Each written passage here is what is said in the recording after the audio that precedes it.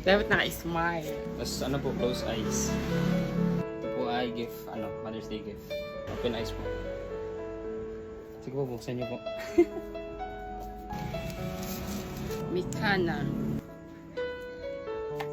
Ganito pala. Yung po yata ay sa Bracelet? bracelet. Bracelet niya.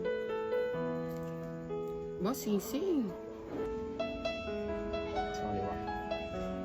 O, dito ang ano eh. Ganda. Gandang design. Samples.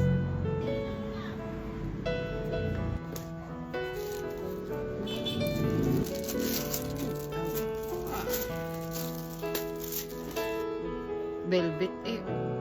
Dami na lang yun. Very nice.